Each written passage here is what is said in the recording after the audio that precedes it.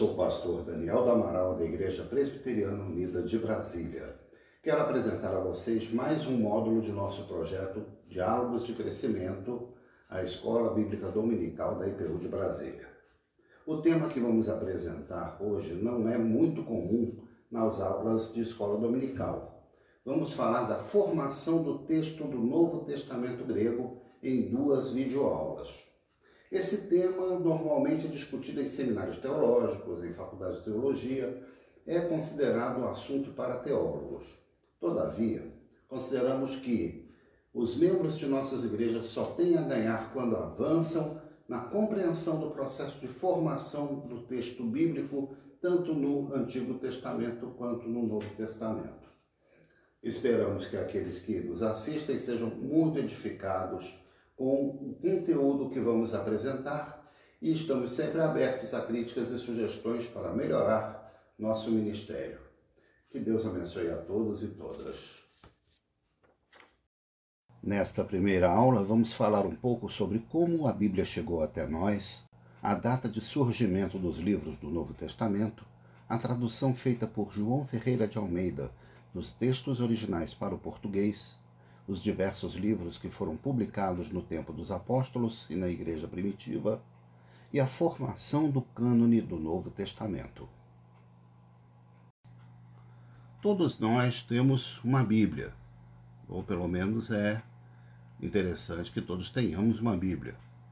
Essa é uma Bíblia básica. Existem hoje centenas de modelos de Bíblia, Bíblias de estudo, Bíblias dirigidas para públicos específicos. Mas vamos falar aqui de uma Bíblia básica como essa aqui, que tem o Antigo e o Novo Testamento sem maiores anotações. Uma pergunta que devemos nos fazer é como a Bíblia chegou até nós, como o texto bíblico chegou até nós. Essa imagem é do ator Charlton Heston, que trabalhou no filme, a superprodução de Hollywood, Os 10 Mandamentos, no papel de Moisés. Então Moisés, no filme, desce do Monte Sinai com as tábuas da lei já escritas pelo próprio Deus, através de raios que atingiram essas tábuas de pedra. E aqui a produção teve o cuidado de escrever os 10 mandamentos em hebraico antigo, em hebraico arcaico, no alfabeto que era efetivamente utilizado na época de Moisés. Então, muitas pessoas têm essa imagem de que a Bíblia já, digamos assim, caiu do céu no formato que ela tem hoje, com aqueles textos, com aqueles livros. Tudo isso foi, de alguma forma, sendo escrito de uma forma divinamente inspirada e chegou pronto até nós naquela forma. Uma imagem que nós podemos utilizar para a gente compreender a questão da formação do texto bíblico é desse copo de leite. Nós temos o hábito de tomar leite no café da manhã ou até mais de uma vez por dia dentro da nossa casa. De onde vem o leite que está dentro desse copo? Para quem não conhece uma fazenda, quem nunca esteve no campo, coisa difícil, principalmente aqui no Brasil, a pessoa pode imaginar que o leite vem da caixinha, porque o que ela conhece como fonte para o seu leite diário é a caixinha de leite que é vendida no supermercado. Mas nós que temos um pouquinho mais de vivência sabemos que o leite não vem da caixinha. O leite vem da vaca e ela está aqui olhando para a gente. Existe uma setinha entre a vaca e a caixinha que pressupõe uma série de coisas. Pressupõe a coleta do leite, o transporte, a pasteurização, o processo de fabricação, a embalagem, e aí sim o leite chega na caixinha. E da caixinha para o nosso copo, existe também os processos de distribuição e comercialização. Aí sim o leite chega então na nossa mesa, no nosso copo. Então cada setinha que está aqui indica processos complexos, processos bastante elaborados, que possibilitam então que a gente consuma esse copo de leite. A mesma coisa acontece com a Bíblia. Quando nós abrimos aqui a segunda parte da Bíblia, vemos lá o Novo Testamento, traduzido em português por João Ferreira de Almeida, que nós temos aqui na maioria das igrejas, utilizada a edição revista e atualizada no Brasil. João Ferreira de Almeida foi um religioso português que se converteu à fé reformada e foi admitido na Igreja Reformada Holandesa. Ele não chegou a ser ordenado pastor na Igreja da Holanda, mas ele trabalhou assessorando os pastores, fazendo visitas a doentes, e foi até a Indonésia, onde ele residiu durante vários anos, e lá ele pôde então fazer o trabalho de tradução para o português dos textos do Antigo Testamento em hebraico e do Novo Testamento grego que ele tinha disponíveis. Por isso, então, tornou-se esse padrão para as igrejas evangélicas no Brasil a tradução feita por João Ferreira de Almeida no século XVIII. Para fazer essa tradução, João Ferreira de Almeida, no caso do Novo Testamento, utilizou um texto que hoje é publicado dessa forma, com essa capa, e que existem duas edições. Uma delas é a das Sociedades Bíblicas Unidas, que é o Novo Testamento grego, The Greek New Testament. E é assim que o Novo Testamento chega então nas nossas Bíblias, dividido em capítulos com subtítulos e em versículos. Se nós observarmos com atenção, existe uma notinha na capa de algumas Bíblias, não todas, mas eu acredito que em todas as Bíblias de Almeida existe essa referência. Existe um conteúdo que está entre colchetes, que é matéria da tradução que o João Ferreira de Almeida fez, mas que não se encontra naquele texto grego do livro de capa vermelha que nós acabamos de ver. Um exemplo desse material entre colchetes está presente na oração do Pai Nosso, a oração dominical. Aqui no texto de Mateus, nós vemos que aquele final, pois teu é o reino, o poder e a glória para sempre, está entre colchetes. Isso explica a diferença entre a forma que os evangélicos fazem a oração do Pai Nosso e a forma que os católicos oram. Eles param ali, né? Mas livra-nos do mal, pronto. Acabou a oração do Pai Nosso, digamos assim, católica. Os protestantes acrescentam então esse finalzinho. Pois teu é o reino, o poder e a glória para sempre. Amém. Porque a Bíblia que nós adotamos tem esse trecho. O que quer dizer isso? Esse trecho entre colchetes quer dizer que está presente em diversas versões do Novo Testamento grego, mas versões assim relativamente recentes. As versões mais antigas, que digamos assim são consideradas um pouco mais próximas do texto original, elas não trazem esse acréscimo. Isso nós podemos comprovar olhando o texto grego. A grande maioria de vocês não vai conseguir fazer essa leitura, mas eu posso garantir a vocês que ali no versículo 13 está justamente aquele final. Mas livra-nos do mal. Até aquele númerozinho 4 que está ali no final do texto, no versículo 13. Isso quer dizer que a variante, pois teu é o reino, o poder e a glória, aparece em outras versões do texto grego. Essas notas de rodapé aqui embaixo, cheias de letras e nomes em grego e em outras línguas, indicam os lugares, os principais manuscritos onde aparece esse acréscimo e também aonde não aparece. Então aqui no versículo 6, por exemplo, versículo 8, versículo 13 lá embaixo. E lá embaixo então é que vai aparecer uma referência àquele final. Esse final, pois teu é o reino, o poder e a glória para sempre, amém, era na realidade um acréscimo litúrgico, porque quando era lida a oração do Pai Nosso nas igrejas, mais antigas. Então, depois de Livra-nos do Mal, era também lido esse acréscimo. E isso era tão habitual, tão normal de ser feito, que acabou sendo incorporado ao texto das Bíblias que eram utilizadas nessas igrejas. Na Igreja Católica mesmo, quando se faz a oração do Pai Nosso na missa, é feita a leitura de um texto litúrgico e logo depois acrescenta-se exatamente esse mesmo trecho que nós incorporamos no Pai Nosso nas igrejas evangélicas. Não é uma questão de certo ou de errado, é uma questão de costume litúrgico. Mas, do ponto de vista do texto grego do Novo Testamento, adota-se aquele que é mais antigo, aquele que tem maior proximidade com o que poderia ser considerado assim como original. Nós sabemos que a Bíblia então está dividida em duas partes: o Antigo Testamento, que numa leitura cristológica aponta para a preparação da vinda de Jesus.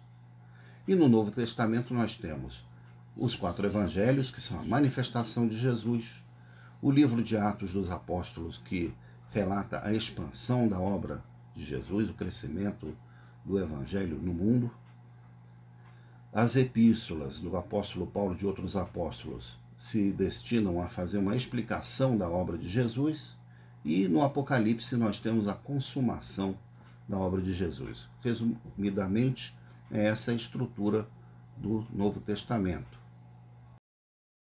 Esse modelo mostra a Bíblia como se fosse, então, uma biblioteca. Na metade esquerda, o Antigo Testamento, na metade direita, o Novo Testamento, com os livros em cada prateleira, classificados em uma categoria. Os livros do Novo Testamento, eles não estão em ordem cronológica. Primeiro vem os evangelhos, depois as epístolas de Paulo, com destaque para as epístolas maiores, depois as epístolas menores, e a ordem adotada não é a ordem considerada a ordem cronológica. Os estudiosos fixaram mais ou menos o ano em que foram escritos, ou em que apareceram os principais livros, né, todos os livros do Novo Testamento. Então nós sabemos que a Epístola aos Gálatas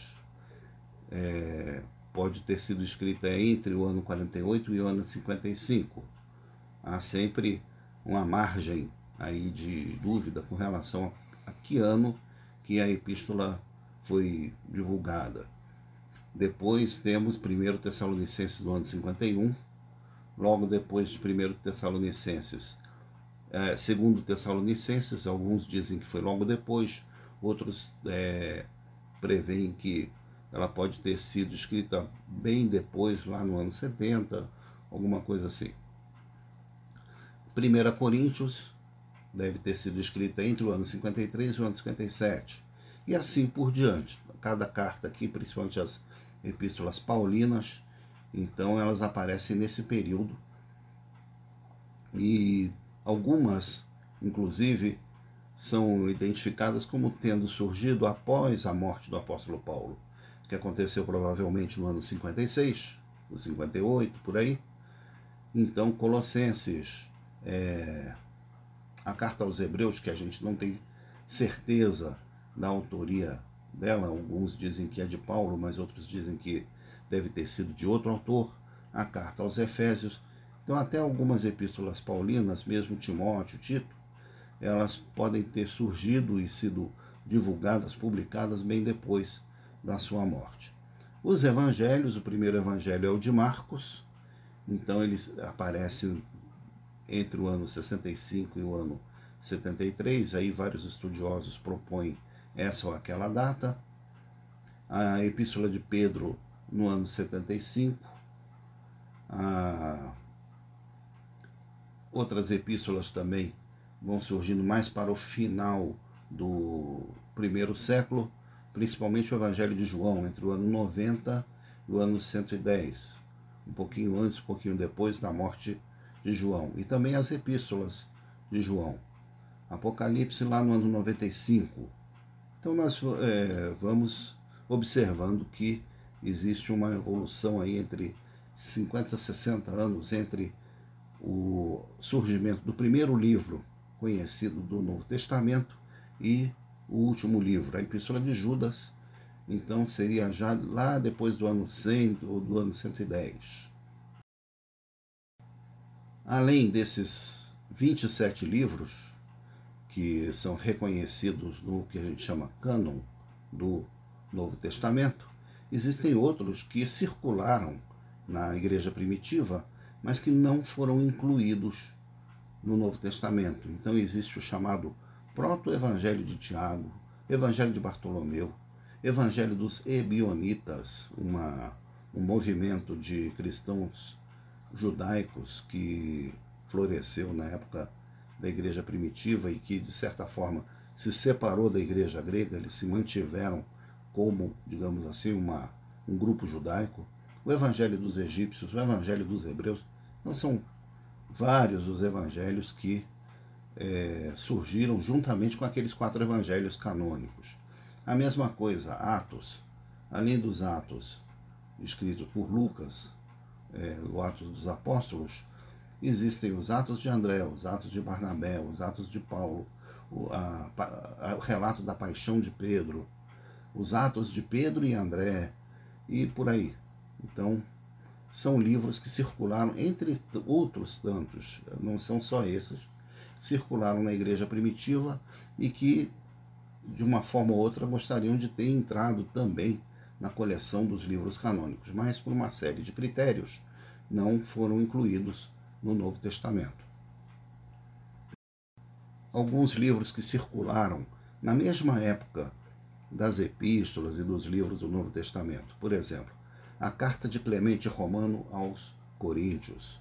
Clemente Romano, no ano 95, escreveu uma carta, ele que era bispo em Roma, já era uma liderança da igreja de Roma, ele escreveu aos Coríntios essa carta mencionando vários trechos daquilo que o apóstolo Paulo já tinha escrito. Então ele conhecia a carta de Paulo aos Coríntios e essa carta chegou até nós, ela está publicada aqui numa edição da editora Vozes. No começo do século II aparecem também 2 documentos, 2 livros muito interessantes dessa época da igreja primitiva. Um é o chamado Didaquê, que era um documento doutrinário contendo uma série de disposições atribuídas aos 12 apóstolos. Então, apresentado como o ensino segundo os 12 apóstolos. Circulou na comunidade da igreja primitiva, mas não entrou no Novo Testamento. A mesma coisa o pastor de Hermas. Hermas, um autor cristão, que escreveu esse livro, também muito interessante, que eventualmente esses livros vale a pena a gente depois ler, não como fonte de doutrina, não com o mesmo valor que a gente dá aos livros da Bíblia, mas como mais um recurso para a gente conhecer como era a igreja primitiva, como ela funcionava. Então, no século I, os textos, tanto as cartas, as epístolas, os evangelhos, eles circulavam no meio da igreja. Nós precisamos levar em consideração alguns fatores. Primeiro, havia uma baixa alfabetização, não era todo mundo que sabia ler. Muitas pessoas viveram toda a sua vida sem saber ler e fizeram parte da igreja. Então nem todo mundo tinha um acesso à leitura do texto, porque não existia como nós temos hoje, cada um tem a sua Bíblia ou as suas Bíblias, né, diversas Bíblias. Não havia esse costume. A transmissão, então, era oral. As pessoas aprendiam a Bíblia indo aos cultos, ouvindo as pregações, ouvindo as instruções e guardavam aquilo assim de memória. Em alguns casos, era feita a leitura pública das epístolas. Quando Paulo escreve aos Colossenses, no capítulo 4, versículo 16, ele recomenda que os irmãos da cidade de Colossos leiam a carta que eles receberam em Laodiceia, que ficava próximo. E da mesma forma, recomenda que os laodicenses lessem também, enviassem a sua epístola para Colossos, para que eles também tomassem conhecimento, porque coisas que Paulo falou para uma igreja também poderiam servir para outra. Então havia esse intercâmbio de informações entre as igrejas. O texto bíblico, que nós chamamos hoje de texto bíblico do Novo Testamento, tinha uso litúrgico, ele era lido durante a celebração. Então, era um grande momento de leitura, da mesma forma que acontecia na sinagoga. O texto bíblico era lido também durante a celebração na sinagoga. Muitos textos tinham como finalidade a formação teológica, então eles eram lidos mais para aqueles que tinham como objetivo tornarem-se lideranças, ministros da igreja. E havia também muitas perdas com as perseguições, quando os romanos, principalmente, perseguiam os cristãos. Uma das coisas que eles faziam eram queimar os livros, os documentos, os papiros, o que eles tinham de documento escrito. E dessa forma procuravam enfraquecer a comunidade, além da prisão e, eventualmente, da morte das lideranças. A lista de livros que compõem o Novo Testamento é chamada de cânon, ou seja, a lista dos livros reconhecidos como inspirados por Deus, tanto no Antigo como no Novo Testamento. Nós vamos aqui nos deter mais no Novo Testamento. Quais foram os critérios de canonicidade? Por que alguns livros entraram na lista do Novo Testamento e outros ficaram de fora? Bom, a primeira coisa, a origem apostólica. Quem escreveu? Foi um apóstolo? Então isso foi um critério para incluir o documento no cânon. Então ele tinha que ser baseado no ministério e nos ensinamentos da primeira geração de apóstolos ou seus companheiros próximos. Outra coisa é a aceitação universal. A igreja toda reconhecia aquele livro, aquele documento. Então, se todas as grandes comunidades cristãs, no caso, Alexandria, Antioquia, na Ásia Menor e Roma, reconheciam aquele documento, então ele acabou sendo incluído então no cânon do Novo Testamento. O uso litúrgico, ou seja, o documento era lido frequentemente nos cultos, principalmente na celebração da Ceia do Senhor, e a mensagem consistente, tinha que haver uma coerência entre o conteúdo teológico do documento e os outros documentos aceitos universalmente. Se ele começava a contrariar aquilo que os outros documentos apostólicos diziam, então ele já era visto como um ponto fora da curva, algo que não poderia ser incluído no cânon do Novo Testamento. O interessante é que a primeira proposta de cânon foi feita por um herege, por uma pessoa que, uma série de razões, ele não reconhecia o Deus do Antigo Testamento nem as referências ao judaísmo. Ele achava que ser cristão era esquecer totalmente o Antigo Testamento, coisa que não era a linha de pensamento dos apóstolos e nem da igreja. Então ele reconheceu como legítimos, como aquilo que deveria servir de padrão de doutrina e de ética para a igreja, apenas o Evangelho de Lucas e 10 epístolas paulinas. Só isso. O Evangelho de Mateus para ele não servia, nem o de Marcos e nem o de João, por exemplo. Nem o Apocalipse, nada, quase nada. Dos 27 livros que a gente conhece hoje, ele só reconhecia 11. Isso no ano 150. Como reação a isso, a igreja também começou a pensar o seu cânone.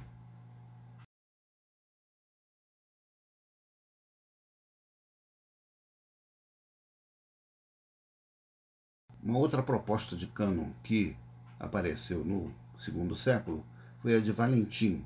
Ele era do movimento gnóstico. O movimento gnóstico fazia uma interpretação esotérica do Evangelho, opondo carne e espírito. E produziram muitos documentos, inclusive alguns daqueles evangelhos apócrifos que nós vimos ali atrás são produção desse movimento gnóstico, que não era reconhecido pela igreja, e vários apóstolos, inclusive, já tinham se manifestado contra esse movimento. O que existia já desde o primeiro século e que circulava pela igreja eram os chamados ágrafos. Ágrafos quer dizer não escrito. Eram coleções de frases, de ditos atribuídos a Jesus, que circulavam entre os discípulos e a comunidade primitiva e que acabaram sendo, em parte, incorporados aos evangelhos. Então, os primeiros registros do pensamento de Jesus Cristo constam dessa coleção de frases que Jesus falou e que as pessoas recordavam, decoravam e reproduziam. Depois, essas frases acabaram sendo documentadas, explicadas nos 4 evangelhos. No ano 170, como, digamos assim, como uma reação a essas tentativas de excluir determinados livros que circulavam na igreja primitiva da lista oficial, então aparece o chamado Cânone de Muratori. É esse papiro que vocês estão vendo aqui, contendo uma lista de livros. É a lista mais antiga que se conhece dos livros do Novo Testamento. Foi descoberto em Milão por um italiano chamado Ludovico Muratori. Ela está em latim e não está completa.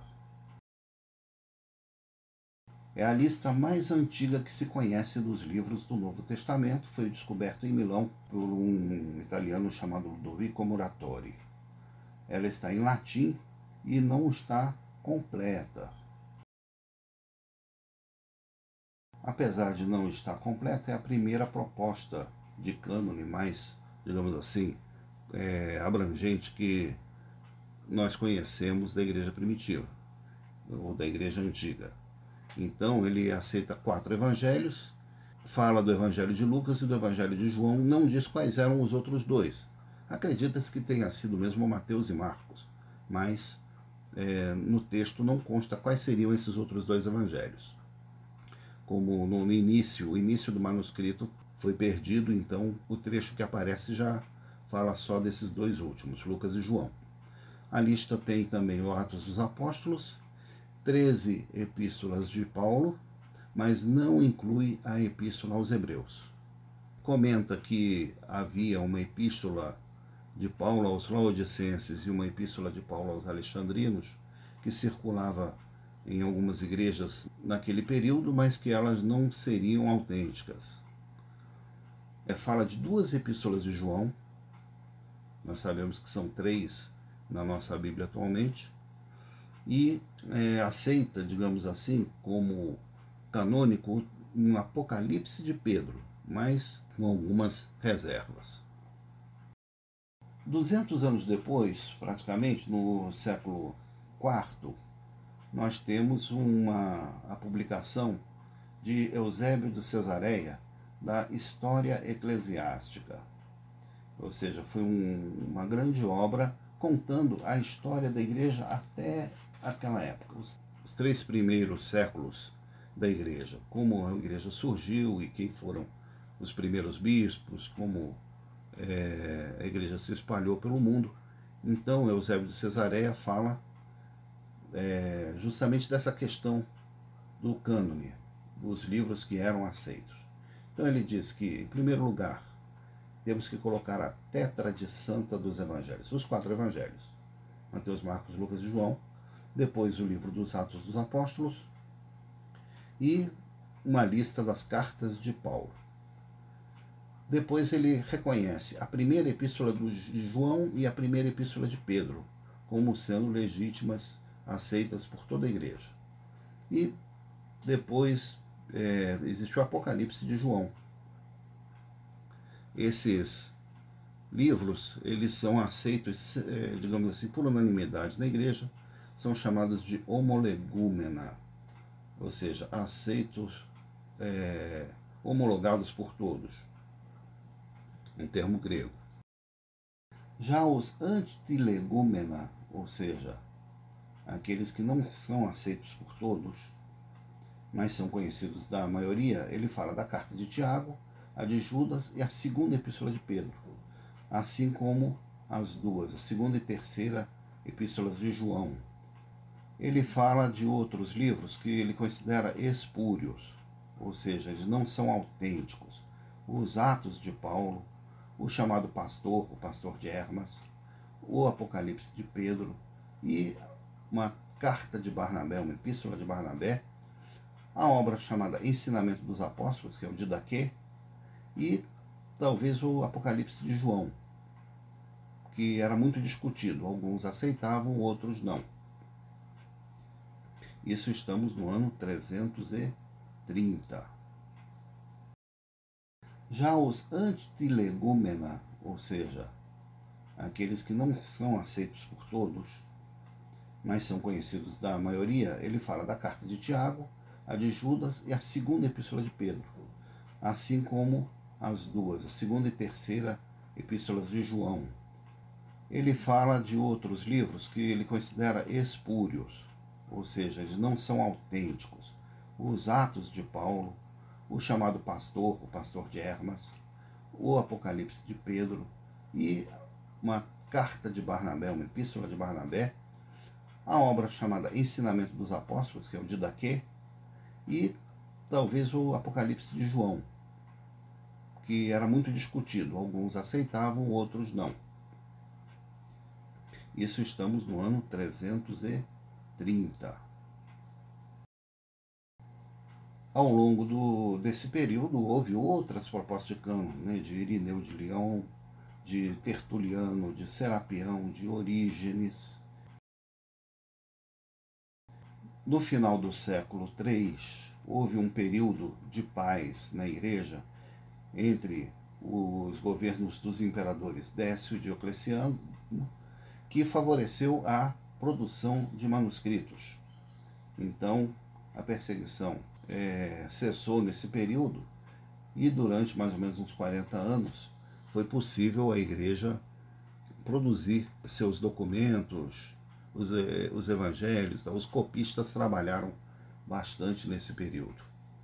No ano 310, início do século IV, Constantino declara o cristianismo religião oficial do Império Romano. Isso significou uma virada para a Igreja, porque agora a Igreja era oficial, não podia mais ser perseguida. E, além disso, o próprio financiamento da Igreja, o salário dos pastores, dos bispos, tudo, isso passou a ser uma questão de Estado, porque era uma igreja oficial. No ano 325 acontece o famoso Concílio de Nicéia para uniformizar a doutrina da igreja, porque Constantino não queria uma igreja doutrinariamente dividida. Para ele era importante que o pensamento da igreja fosse único, fosse uniforme, como uma instituição de governo. Então, houve a convocação desse concílio de Nicéia em 325. Já no final do século IV, em 383, o Papa Damaso I encomenda a Jerônimo, um dos grandes estudiosos da Igreja Antiga, uma versão latina da Bíblia. Por quê? Porque existiam muitos textos em grego, mas a maioria do Império falava latim. A Igreja era uma instituição do Império, então precisava ter uma Bíblia em latim, na língua oficial do Império. Então, por isso, foi feita uma encomenda para Jerônimo.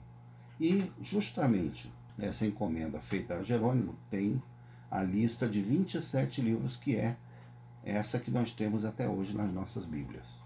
Então, nessa época, 383, o cânon praticamente fechou, com a publicação da Vulgata, a Bíblia em latim. O fechamento do cânon se deu, então, em várias reuniões, não é?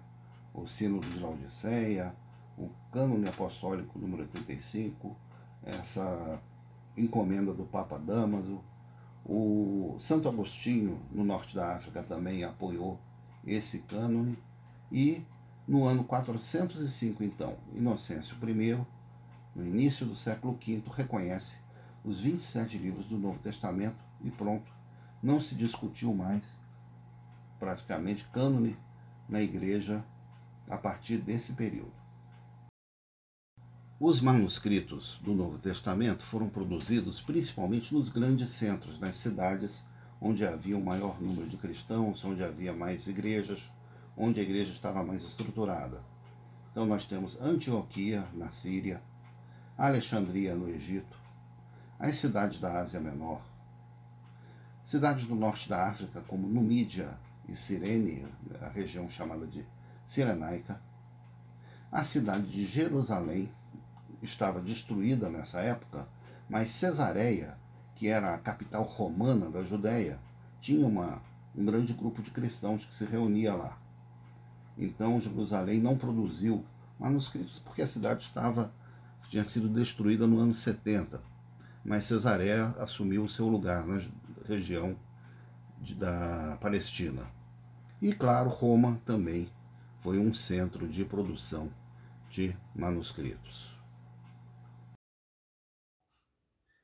Estamos concluindo a primeira videoaula sobre a formação do texto do Novo Testamento grego. Na próxima aula vamos apresentar os principais documentos que servem de base para o texto do Novo Testamento, os papiros e os pergaminhos mais importantes, as edições impressas do Novo Testamento grego e os principais pesquisadores que contribuíram para a construção do texto mais próximo dos documentos originais, até chegarmos às edições mais recentes disponíveis no meio editorial.